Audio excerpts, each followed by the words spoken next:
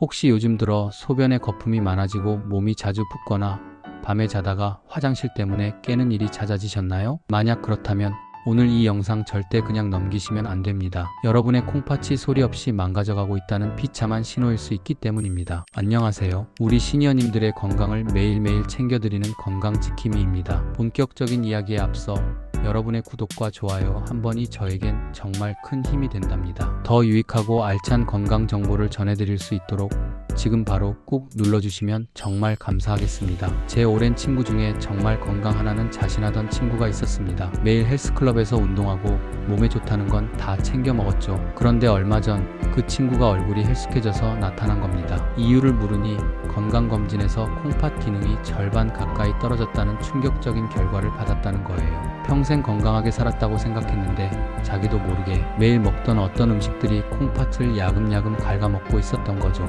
여러분, 콩팥은 한번 망가지면 다시는 되돌릴 수 없는 아주 무서운 장기입니다. 70% 이상 망가질 때까지도 아무런 증상이 없어서 침묵의 살인자라고도 불리죠. 그래서 오늘 저는 제 친구의 이야기를 거울 삼아 우리가 건강을 위해 챙겨 먹었던 음식 중에 오히려 콩팥을 망가뜨리는 주범이 될 수 있는 최악의 음식 3가지를 속 시원하게 알려드리려고 합니다. 오늘 이 영상을 끝까지 보신다면 적어도 콩팥 때문에 후회하는 일은 막을 수 있을 겁니다. 첫 번째, 콩팥을 망가뜨리는 주범은 바로 가공육과 붉은 고기입니다. 아침에 간편하게 빵에 넣어 먹는 햄이나 소시지 정말 맛있죠? 하지만 이런 가공육에는 맛과 보존 기간을 늘리기 위해 엄청난 양의 나트륨과 인이라는 성분이 들어갑니다. 건강한 콩팥은 몸에 쌓인 나트륨과 인을 걸러서 소변으로 내보내주지만 콩팥 기능이 약해진 상태에서는 이걸 걸러내지 못하고 몸에 그대로 쌓이게 됩니다. 혈관에 노폐물이 덕지덕지 끼면서 피가 탁해지고 결국 콩팥은 자기 기능을 완전히 잃어버리게 되는 거죠. 소고기나 돼지고기 같은 붉은 고기도 마찬가지입니다. 동물성 단백질이 우리 몸에서 소화될 때 요산이라는 찌꺼기를 만드는데요.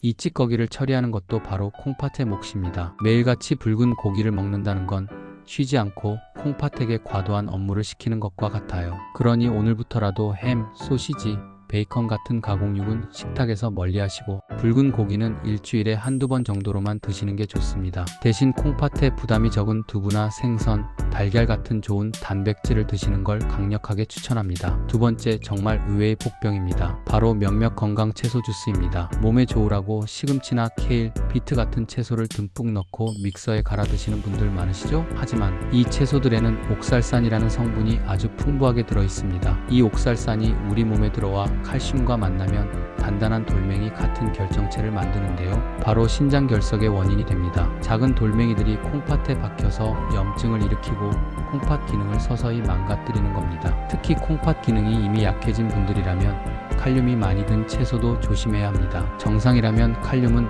우리 몸에 나트륨을 배출해주는 착한 성분이지만 콩팥이 약하면 이 칼륨을 걸러내지 못해서 심장에 무리를 줄 수도 있습니다. 그러니 녹색 채소는 주스로 갈아 마시기보다는 끓는 물에 살짝 데쳐서 옥살산 성분을 줄여 나물로 드시는 것이 훨씬 안전하고 좋습니다. 뭐든지 좋다고 너무 많이 먹는 건 오히려 독이 될 수 있다는 사실 꼭 기억해 주세요. 자, 이제 마지막 3번째입니다. 아마 오늘 내용 중에 가장 충격적인 내용일 텐데요. 바로 현미밥과 통곡물입니다. 아니, 흰쌀밥보다 현미밥이 건강에 좋다고 해서 일부러 챙겨 먹었는데 이게 무슨 소리냐고요? 맞습니다. 현미나 통곡물은 건강한 사람에게는 더할 나위 없이 좋은 음식이지만 콩팥 기능이 떨어진 시니어에게는 독이 될 수 있습니다. 왜냐하면 현미와 통곡물에는 앞서 말씀드린 인과 칼륨 함량이 흰쌀보다 몇 배는 더 높기 때문입니다. 콩팥이 건강할 때는 문제가 되지 않지만 기능이 3040%밖에 남지 않은 분들에게는 이 높은 인과 칼륨 수치가 치명적일 수 있습니다. 뼈를 약하게 만들고 심장 부정맥을 유발할 수도 있죠.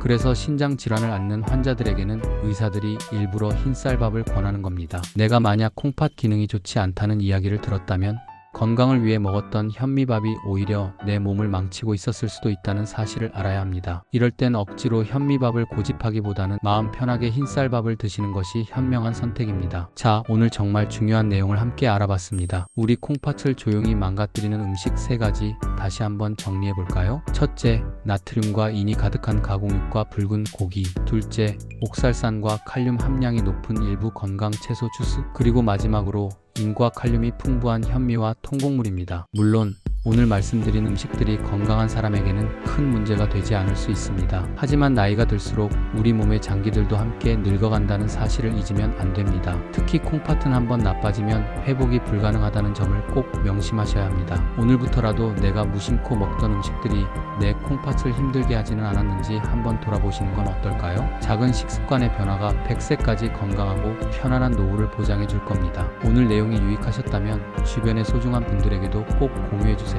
다음 시간에는 더욱 유익하고 알찬 건강 정보로 다시 찾아뵙겠습니다. 감사합니다.